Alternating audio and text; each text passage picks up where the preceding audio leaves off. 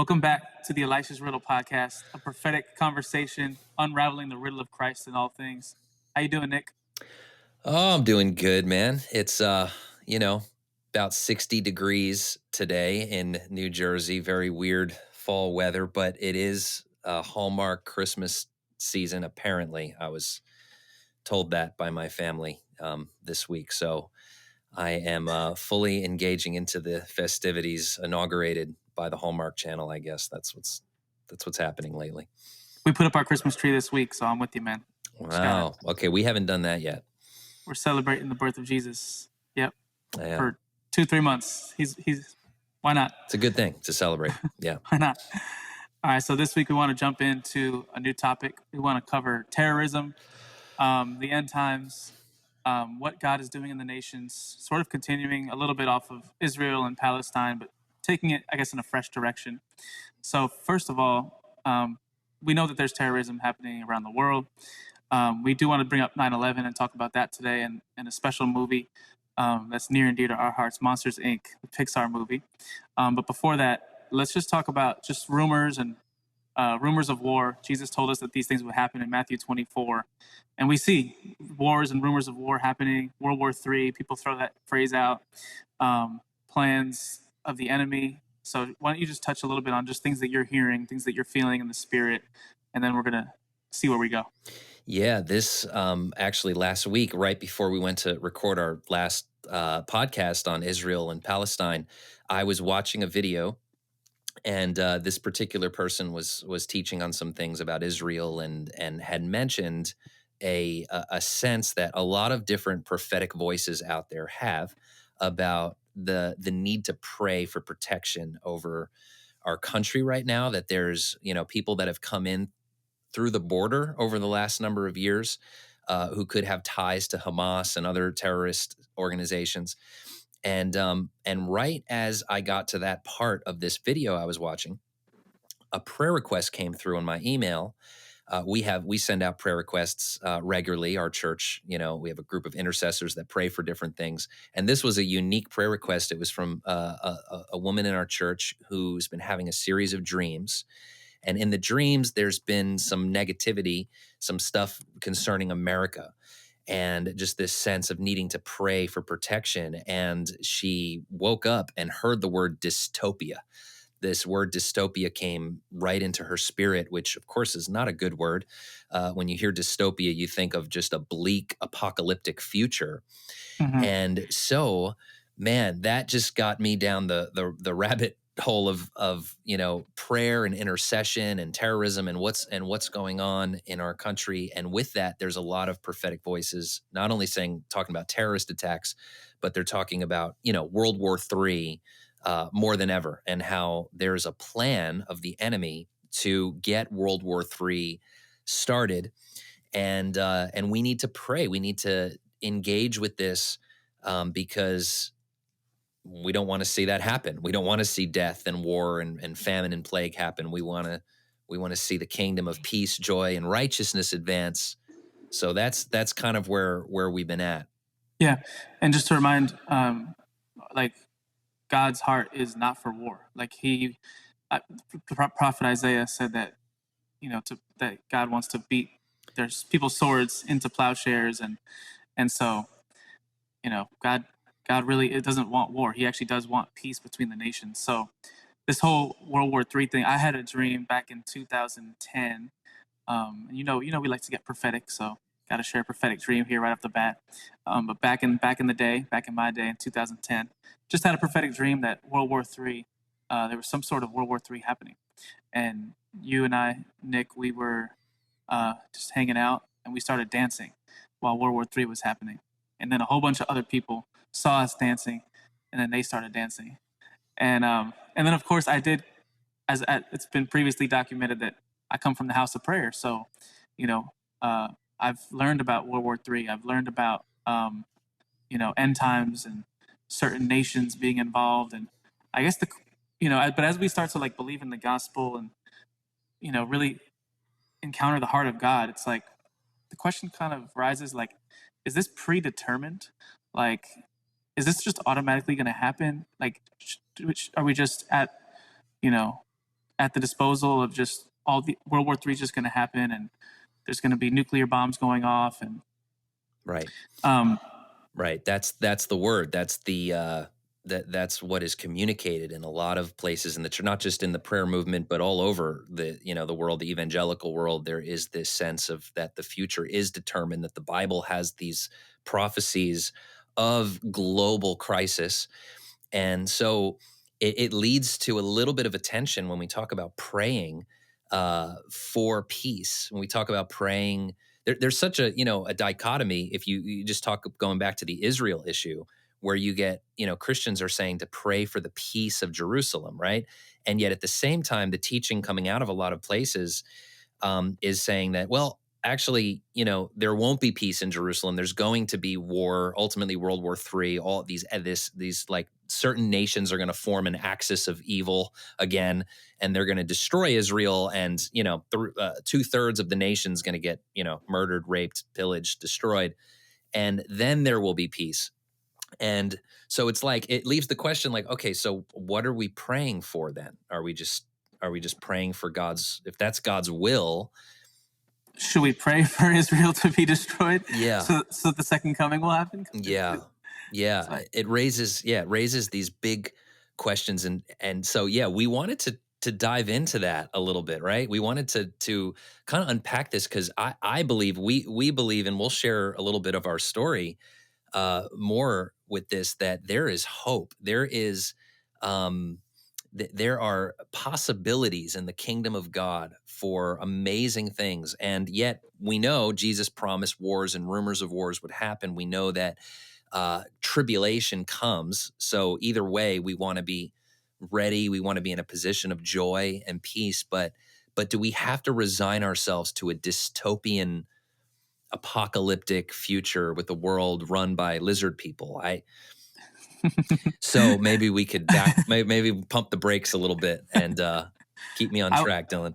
I was sitting on my couch just 2 nights ago, and my friend Jose, um, he's Catholic, and he's got a great heart for the Lord, and we were talking about the Israel situation, and he had the question, like, he was like, so is all this predetermined? Like, do all the nations around Israel like have to destroy Israel, and that's gonna bring in the second coming, and like does God just like do that on purpose to like wake people up?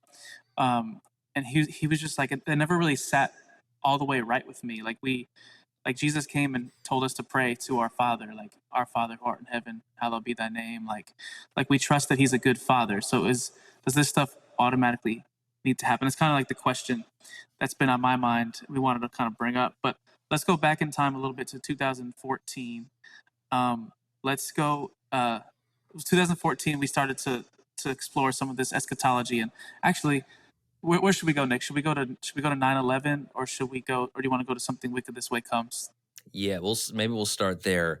Okay, With in 2014. So you and I go have ahead. talked previously about our background in the house of prayer and with learning a certain type of eschatology that pretty much promotes this idea that there will be a World War III eventually. There will be nuclear bombs dropping on coastal cities in America. There will be all this stuff, and God will be in the midst of it, and there will be revival and all of that stuff, right? But as we shared a couple weeks ago with this Elisha shift in the church, we found the Lord not only teaching us more about his message of grace, the message of union, teaching us to pray differently, to worship from a foundation of rest and union, to pray from a foundation of Christ's victory at the cross, but also looking at a more hopeful and glorious view of the future without necessarily watering down the fact that difficult times happen and will continue to happen. So in that season, I came across this book here called Something Wicked This Way Comes by Ray Bradbury. It's a famous book from, I don't know, Mike, what was this? Like, when did he write? In the 50s? I think so. Something like that. I got Mike in the background here to help me out on these things. Copyright page. All right. So this guy was writing, and Ray Bradbury, 1962. Yeah, he came out with this book, kind of a horror science fiction thing where these two boys uh, encounter this wicked carnival that comes to their town. And okay, so you and I, Dylan, we had been talking, I don't know, a week or so before I came across this book. I was in town um, at an estate sale or something. People were selling used books and furniture, all these things out of this house. And this book just leapt out at me. And we were talking and praying one day, and you kind of had this vision in prayer of me and you entering into a carnival. We were coming into this carnival, and there was all this different stuff in the carnival that represented different things God was trying to show us. It was very random, very fun. But it was just this encouraging thing in prayer of like, just, God speaks through visions and pictures, and he'll give you things to understand stuff through parable, through metaphor and imagery. So yeah, Dylan, you had a picture of us coming into a carnival. Yeah. Yep. In 2014. Yes. So yeah, in October 2014, we were talking about this. I pick up this random book. You had this vision, and then I open the book, and it's about two boys going into a carnival. And you know what? I said a week before. I think it was the same day or the next day that you had that vision, and then I open up this book, Something Wicked This Way Comes. Now, I just want to read a quote from the first page. He opens up by quoting Moby Dick, actually, another famous book. He quotes the character Stubb in Moby Dick, and this character says, "I know not all that may be coming, but be it what it will, I'll go to it laughing." Mm. I know not all that may be coming, but be it what it will, I'll go to it laughing. So I start reading the story, and this beautiful message unfolds in the book, and I'm going to ruin some of it so you've had about 50 years if you've spoiler alert on this thing. But in this story, you have this character who encounters a witch at this carnival, and the witch begins to instill fear in this man and begins telling him, your heart is starting to beat strangely. The blood is stopping its flow. She begins to convince him with her words that he's having a heart attack, that he's dying. He's paralyzed with fear under this witch's spell. And in a moment of revelation, this main character in the story, he just surrenders. In a moment of just clarity, it says that he started to accept death, and he accepted life. He accepted his life. He starts to accept himself and his failures and success, everything. He just surrenders to the moment. It's beautifully written. I'm doing a poor job of explaining it, but it is this moment where he just lets go of his fear. He's like, I don't have to be afraid. And he starts to laugh. And as he laughs, the witch gets so angry, and she begins to lose his power over him, this power of fear that she was placing upon him. And later on, he ends up killing the witch by putting a smiley face on a bullet. He puts a smiley face on a bullet, and he shoots and otherwise these bullets wouldn't work at her, but somehow a smiley face does the trick. And it's a smiley face that kills this witch, right? So okay, so I hope people were following along with that. I know this is kind of a weird random story here about some random book I picked up and a vision you had, but this was a lot bigger. This opened up to a whole bigger revelation of what God spoke to us, and I'll let you unpack more of that. Yeah, there were similar things. I remember a dream I had back in that same era where I was running from the enemy. There was like a bad guy in like a helicopter, and he was like shooting me down from the sky, and I was running I had so much fear. It was one of those dreams where the fear was just strong, palpable. And I run up some stairs, and then finally I stopped running. I sit in a seat, I sit in a chair, and I realize that Christ is in me. And I realize I got nothing to fear. And I'm seated, right? We're seated in heavenly places. I'm seated in this chair. Christ is in me. And the enemy, this bad guy, he finally finds me, and he comes up to me and gets me. And he rips off a piece of my, basically a piece of like my head, like my skin, my scalp. He rips off a piece. And I started laughing because I'm like, you just got a piece of Christ. because I realized me and Christ were one, and anything the enemy tried to take from me, he was just it was Christ, and he started getting so mad, and it was it was similar along those lines of just like Yeah. this place of victory, that even in the end times, even in the worst of times, even when something wicked this way comes, or people are speaking fear. I mean, how many times do the angels say "Do not be afraid" when they visit people in the Bible? I think You, that's the most used phrase in the whole Bible, right? Do not yeah. be afraid, Yeah. or And fear not. you're not probably remembering this, but in this book, the author quotes Luke chapter 2, where the angels show up to the shepherds at the birth of Jesus, and they say, "Don't be afraid. We bring you great news of humongous joy for all people." It's And great. yeah, so you had that dream. I came across this book, and in the middle of that, we discovered an amazing woman from about 800 years ago who lived during a pandemic, who had a life changing encounter with Jesus that ended up being the first book ever written by a woman in the English language. She put It's her wild. vision into writing, and it's a famous story and it's a very famous quote that we came across. But her name is Julian of Norwich, and she had this encounter with Jesus where she was overwhelmed by the sin in the world. She's living in the middle of the Black Plague, this woman. She's very sick. She's on her deathbed. She sees Jesus, and she brings to him all this sorrow and all these questions. And Jesus looks at Julian of Norwich, appears to her in a vision. The book is called The Revelation of Divine Love. Um, in this revelation of divine love, Jesus looks at her and says to her, Julian, all shall be well, and all shall be well, and all manner of things shall be well. We came across that quote, and I end up picking up another book, a Stephen King book, actually. And in this book, there are two boys, again, who go on this journey through different worlds. And at the end of the book, it's called The Talisman. At the end of the book, the main character gets this revelation, this hope-filled thing comes into him that empowers him, and it quotes Julian of Norwich. Stephen King brings in Julian of Norwich, and he doesn't even Wow. attribute it to Julian. He attributes it somewhere else. Like, I think Stephen King didn't know. I think his content editor missed that part of the book because he gives it the wrong attribution. But it's a famous quote, so he includes that in the story. So yeah, in 2014, in the fall of 2014, God began to really bring this message to us, and I had been sensing like something was coming, like there was some potentially bad times ahead, and those things have kind of been resurfacing in my heart recently, which is why we talked about going back into this story and this revelation that God gave us.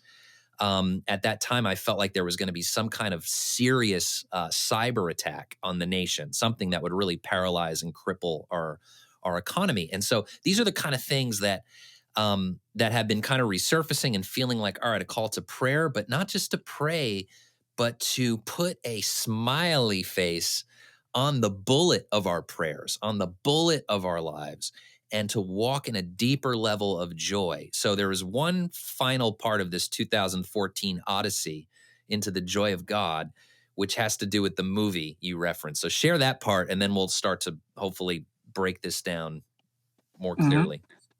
Yeah. So yeah, because I grew up with Left Behind, and I think maybe some other people listening Yeah. to this maybe also grew up with Left Behind. That was like a Kirk Cameron, the movies, the books. It was like a book series about the end times, and people got left behind, and people's clothes were like left on chairs, and like so Raptured out before the big tribulation. people Yeah. got raptured. So I Yeah. also wanted to just say that I definitely grew up with fear in regards to the end times.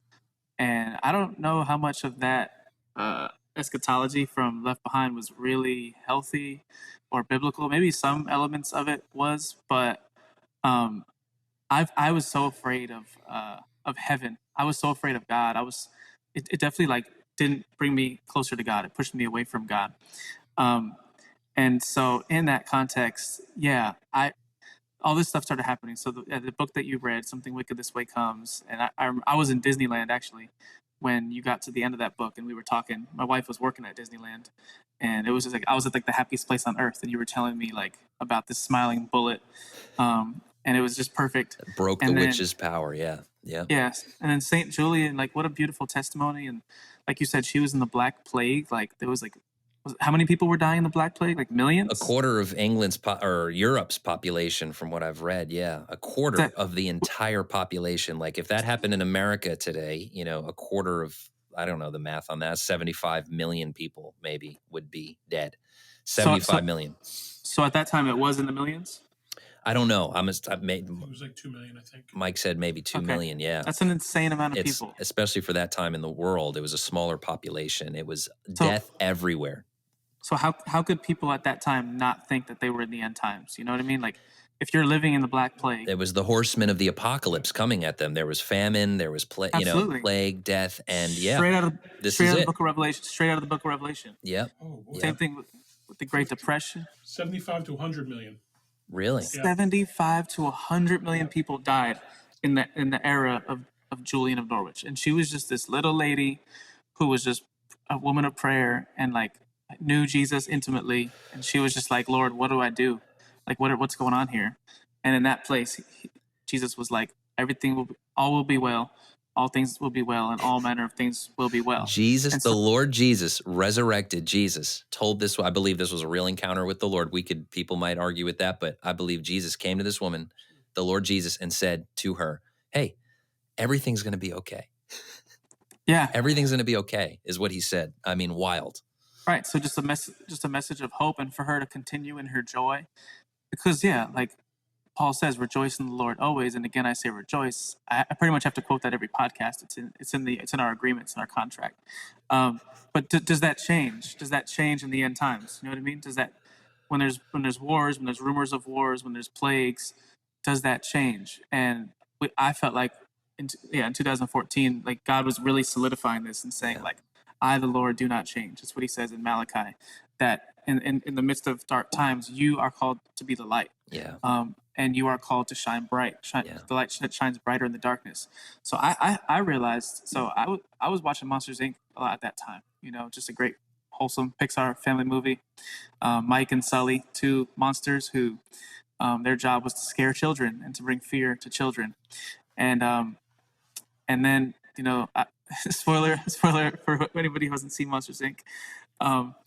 But in the end, they realized that like scaring children, it wasn't the best way, because their whole world, the whole monsters world, they needed the children's fear to fill up their, basically like their electricity and their energy. Their whole world was Their economy. fueled. Their economy was economy fueled by fear. So they was fueled used by fear. children's fear to fuel, their whole world of monsters. Right. Right. And so about halfway through the movie, or at some point in the movie, basically Mike and Sully realized they started making the kids laugh. They started being like comedians and like telling jokes to the kids, and they realized that the kids' laughter and joy was like 100 times more powerful than the fear, and it powered up their city like way quicker and way better than the fear could. Yeah. And so I was like, this is incredible. And it just resonates with me, like biblically and spiritually, that like I find the most strength from joy. I don't find the most strength from fear. And then it's like, oh, right, the joy of the Lord is our strength. That's where we get strength from. It's not fear. There's a healthy fear of the Lord. That's the beginning of wisdom. That's like awe, and having a reverence for Him. And He's the Lord. He's in charge. Yeah. But actually being afraid of God, or afraid of what's coming. John says, "Perfect love casts out fear." So I'm like, this Monsters Inc. movie, there's something on this. Then I Wikipedia'd it, because I like Wikipedia. Well, It's first, good. before you share that, tell about what happened when you walked into one of your clients' houses. Oh yeah, at that time I was working with kids with autism, and I had just watched Monsters Inc. and all this stuff was on my mind, literally, like as I was walking in, and I was talking to Nick a lot about it, and just like, man, like Saint Julian and joy over fear, and people are always slipping into fear, and we need to persevere in the joy. This is our strength, even in the end times, even in wars. And then I walk into this kid's house, and they had Monsters Inc. on, and mom had made Monsters Inc. cupcakes, and so we got to eat some Monsters Inc. cupcakes with that dude. Good times, good Yeah. times. Love that kid. I would shout out his name, but confidentiality. You know what I'm saying?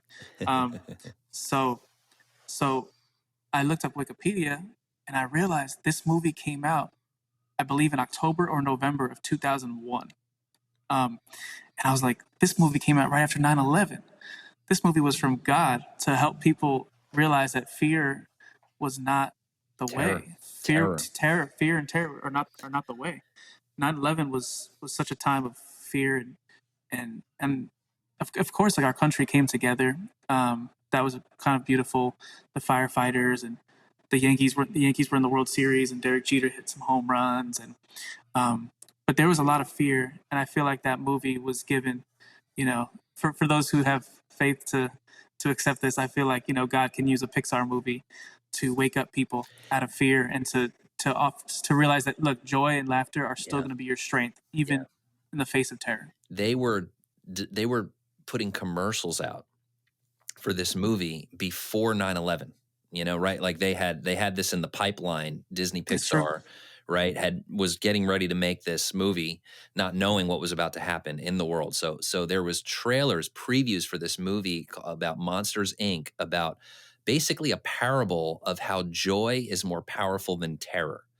Mm. And then right before it's released, the biggest attack, on our country, and that our generation obviously had ever seen, comes and instills terror and begins this war on terror, right? And yet in this, I really believe that God had a message for the nation about joy and about, this hopeful, glorious reality of the kingdom that we're supposed to live in, and that's the real way to win the war on terror. So, Yeah, yeah, it's just like, do we believe in this kingdom or not? Like, this kingdom of love, joy, peace, righteousness. Like, are we going to stay in that, even if things are shaky? Right? We have an unshakable kingdom, or am I going to get home and my wife's clothes are going to be on the chair, and she got raptured, and I got left behind, and Russia and Iran are going to destroy Israel, and I don't know. Maybe some of that will happen, but, like, I just know, like, focusing on that stuff doesn't bear fruit. I don't want to bury my head in the sand. Like we should be aware of what's happening, and that's why we do cover these topics of Israel and Palestine. But at the same time, what's our source? Where are we getting our joy from? right. Are we keeping our light on? That's good. That's good. Yeah, and in this revelation, which again, this kind of all started with this, this random book that God, led me to, and I just want to encourage people listening to this. I know many of our listeners are tracking with us when we make these, pop culture references, books and movies, and all of this stuff. Pixar movies, Ray Bradbury books, Stephen King. For goodness sake, what am I doing here on this podcast? But God speaks through parables. Jesus is still speaking in parables today, and Good point. authors, writers, creators have an antenna. We all have an antenna, but I'm telling you, artists, their antenna goes out into the spiritual realm a little bit more, and they pick up on things, and they think they're writing a nice story about a carnival or monsters or whatever, but they're picking up on a message from heaven many times. And so we were tapping into that in 2014, and there was this sense that, like, okay, the devil is telling people something wicked this way comes. God is telling people actually something beautiful this way comes. Mm. Something good is coming, and you have to see it that way. And this was something that I personally lived through, because fast forward 5 years after this, in 2019, another movie, I'm going to offend more people with this one.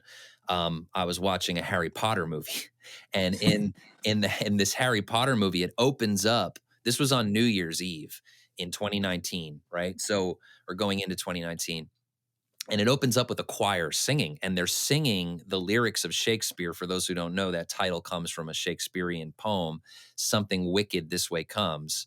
They're singing that phrase. And I won't tell the whole story with this. We had a cool encounter where, like, we talked about the movie, and that day you saw the quote from the movie in a Target on a T-shirt. We were just talking Mhm. about one of the main characters, Dumbledore, saying something really encouraging about the light and hope in the darkness. And then Mhm. you walk into a Target and you see that quote on a T-shirt being. It was just, there was, again, like, cool things that happened there. But it was just another reminder from the Lord 5 years later, like, remember what I told you through that whole thing with Something Wicked This Way Comes, Julian of Norwich, Monsters Inc., Joy Over Fear, because of course 2020 was right on our doorstep. And then at the same time that COVID was happening, my wife and I went through one of the not one of the most difficult thing we've ever been through in our marriage, ever.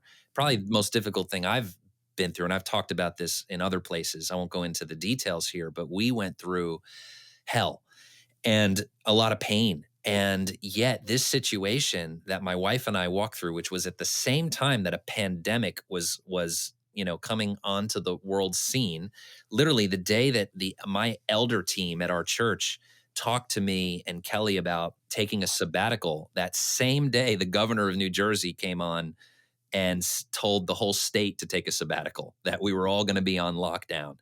And so my life was kind of like paralleling, certain things that I was seeing out in the world with COVID, all the stress of that. But I was going through my own stress, and God was bringing me back to this whole thing about remember my joy. Remember that whatever wicked thing you see coming your way, I'm in it. I'm in the glory. Like, I'm in the storm.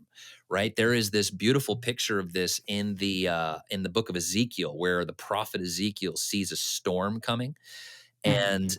and it looks terrifying. But as he looks closer into the storm, he sees this amber cloud of fire, and he looks and he discovers that, wow, wait a minute, in the middle of that storm is God. The throne, the fiery throne of God is there.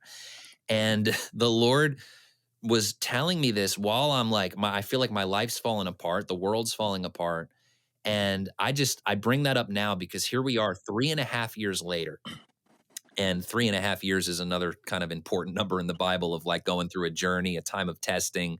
But literally on the 3.5 year mark, like, my wife and I, Kelly and I, looked back and we shared this with our church. Just we saw God do so much in our hearts through that season. We're at the healthiest place we've ever been in our marriage, and our church, which also went through a lot of difficulty. We're in the best place we've ever been. We've seen God restore and build up things at the Almond Branch in amazing ways, especially over the last few years with new people that God's brought in, and new leadership, and just so many awesome stuff. So this is like a personal testimony of, like, God bringing this message of joy, and knowing, like, whatever's coming, like, there's something beautiful that's going to be worked out of this. And that's what we have to hold on to. That's always the focus. And I see it. I lived through a tribulation in my life. There will be other tribulations, but I lived through a tribulation and I saw the glory of God work out everything for good. This is not just a cliche Bible verse. Like, this is the reality of the kingdom, of everything that we experience. So, It's good, yeah, man. yeah, It's really good. This is a stamp that a little girl stamped on my hand last night. I don't know if you noticed that. I just saw it in the camera, so I wanted to just mention what that was. So to explain, it's not the mark of the beast. It's the mark of an innocent child telling me that she loves me. Um, but that was a beautiful story, brother. Thank you for sharing all that. yeah. That is how God works, right? He turns all things what the enemy means for bad, he turns for good. Yeah, and his glory is in the storm. Mm. And I guess, yeah, I guess that's kind of what we're sensing with these new words about, could there be another 9/11? So that's what people are starting to say. That phrase has actually been in the news recently. Could Really? there be another 9/11? Yeah, people talking about Actually, it was crazy because the idea of a cyber 9/11 came up. Somebody wrote a piece on what an attack on the electrical grid and our internet systems, all of that would do, and they were referring to it as a cyber 9/11. So that made me think back to 2014 and how I was like, oh man, there's all this crisis coming. I totally misjudged it. I totally, You did. You yeah, were a little off there, buddy. I had no clue what was happening. But meanwhile, God was talking to us about this woman who lived through a pandemic and experienced the Yeah. glory of God. So obviously, God was Yeah. speaking, but a lot of times you have no clue until you're through it. You know, Yeah. God speaks prophetically and mysteriously, but you can't always you can never figure all of it out. You can get Yeah. pieces of it, but We could see in part. And I think the timing is always hard. Like God might speak something to us, but we oftentimes don't know the timing of it. That's why when good.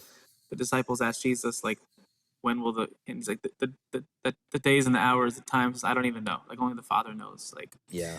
and even with the Book of Revelation, there's been many fulfillments of the Book of Revelation over time. Yeah. It was fulfilled in 70 AD. 70 AD. Oh, we could go in. That's a whole other conversation. We'll It maybe would, come back to that one. Yeah. It was partly fulfilled in. It was partly Yeah. fulfilled during the Great Depression. It was partly fulfilled during the Black Plague. It was partly fulfilled during the Holocaust. I mean, imagine living during the Holocaust and you're Yeah. thinking Hitler's got to be the Antichrist. Yeah. You know, I know people were saying it was Obama, but Hitler. They were saying it had to have been Hitler. Like, if it wasn't Hitler, who was it? Shout out Barack. No, no offense, Barack, but no, it's just that's the craziness. People think they have no clue what this world has been through. They have no clue, like the evil rulers that have been on the world stage, and they try to talk about certain people that are very problematic in our government or in the world today, and yet, man, they don't hold a candle up to people like Emperor Nero or Adolf Hitler, Genghis Khan. Yeah, there's a whole other level. Well, doesn't John say that there's many like antichrists? That's like yeah. like and there might be one awesome one, one all powerful one that's like, comes on the scene and he's you got it, man, you're the main one, congratulations. But really there's many antichrists, like just people who deny the is it people who deny that Jesus was born in the flesh or something? Is that how John defines it? That's part of it. Yeah. Our good friend Bill Vanderbush, we mentioned him a couple weeks ago. He points out that word anti means not so much against something, to be like violently opposed, anti in the Greek, the language that word comes out of. He said that the word really means instead of. So anything that's instead of Christ. So even in churches that highlight that exalt and focus on other things instead of Jesus and his finished work could be operating in an antichrist spirit. It's a spirit is what John refers to it as. And he says, yeah, it's gone out into all the world. There are many antichrists that have gone out. And the big debate is around the fact of like, okay, is this going to culminate into one world figure who will lead a coalition of nations against Israel? And so, yeah, I don't know if we want to go into that right now. Should we talk a little bit about some end time stuff, or was there some other things you wanted to hit on? I did want to shout out Bill Vanderbush's teaching on the book of Daniel for people to check that out, because I heard that that's amazing. Yeah. And I saw you posted on that, and it was something like, what was it, like, consider the lilies? Yeah. As opposed to what? He said, while you're looking for a demon under every bush, God is putting flowers on those bushes that are woven together in this intricate work of art. And basically he was saying, like, the beauty of God is all around you. Don't worry. Consider the lilies. While you're looking for something to worry about, you have works of art and glory and God's beauty all around you. And that's how he kind of finished up a whole teaching on Daniel and Daniel 10, 11, 12, which is, the really big end time passages right up there with the book of Revelation. And so, yeah, that was a reminder as well of this message about what are you focused on? The eschatology, your eschatology will not be your strength. The joy of the Lord will be your strength. Your understanding of Iran and Russia and China's coalition will not be your strength. The joy of the Lord will be your strength. So yeah, we're kind of dabbling though into a lot of these ideas of end time Yeah. stuff. And Let me just read this verse, and then we'll finish part one, and we're gonna go into a part two for next week to Yeah. finish this conversation. But it says this in 1 John 4. It says, "God is love. Whoever lives in love lives in God, and God in them. This is how love is made complete among us, so that we will have confidence on the day of judgment. In this world, we are like Jesus. There is no fear in love, but perfect love drives out fear, because fear has to do with punishment. The one who fears is not made perfect in love." And look, man, I just got a knack for finding these bumper sticker refrigerator, you know, uh, magnet verses, and saying, like, do we really believe these, and will we continue to believe these and walk in these, no matter what's happening in the world? Screw what's happening on the news. I'm not going to form my belief system because what Tucker Carlson is saying, or what CNN is saying. I'm going to form my beliefs around 1 John 4 and say Right. that God is love, and I want to live in God. I want to live in love. Yeah. I want His love to be made complete in me and among the people around me. Right. I want to have confidence on the day of judgment. Judgment day. People have crazy fears about that. John says we should have confidence for Judgment Day. What is that? What is that about? It goes back to that cup of water thing. Every cup of water, we won't lose our reward. Every little thing that we do for the Yeah. Lord with the right heart, Yeah. we're reaping up rewards for ourselves. And so, if we're living a life of integrity, and we're loving Jesus, and we're loving the people around us, why would we? We're not fearing punishment. He says, in this world, we're like Jesus. Do you know that you're like Jesus? And will you continue to be like Jesus and to let Jesus shine through you, no matter no matter what the enemy is saying, no matter what the plans of different nations are? Mm-hmm. And there's no fear in love, and Yeah. perfect love drives out fear. So let's be voices and men and women of perfect love and drive fear out of people. Yeah. And fear has to do with punishment, and so I think so many people, their eschatology is completely centered on punishment in many ways, and people are focused on, Jesus is going to come back to punish Muslims, or to punish, this and that. Yeah. We're not supposed to be a people of punishment. We're supposed Basically, Jesus is going to renounce the Sermon on the Mount. He's gonna come back and okay, I know I told you all to forgive 70 times 7, but 71 times 7, that's the limit. And I've time's up. Like now it's time to unleash a can of, Yeah, and people say he came in the first coming like a lamb, but he's coming back as a lion. There's truth to that, but he'll always be the lamb. He's a lion in that he rose from the dead and he conquered sin and death. Jesus is strong, and he's all powerful. So in that sense, he is a lion, but he's also always going to be a lamb. He still has the holes in his hands. Yeah, And well, his lamb-like love is lion-like. Like his sacrifice that he's given for the world is the power of God. His mercy is his power. His grace is his ferocious, unrelenting ability to conquer all things. So yeah, that's part of John looks for a lion and he sees a lamb. The lamb defines the lion, not the other way around. yeah, the lamb is the main character of the book of Revelation. That's something the many people lion's have mentioned once. The lamb is mentioned a bunch of times. That's Yeah. something many people have said, including our friend Mo Thomas, Yeah. has written some great stuff in his book about that, Into the Abyss. And the last thing that John says in that passage is, the one who fears is not made perfect in love. Yeah. So we want to see people be made perfect in love. We want fear to not be in their life in that sense. So Yeah. well, let's wrap it up there, and we'll come back next week for part 2. Okay.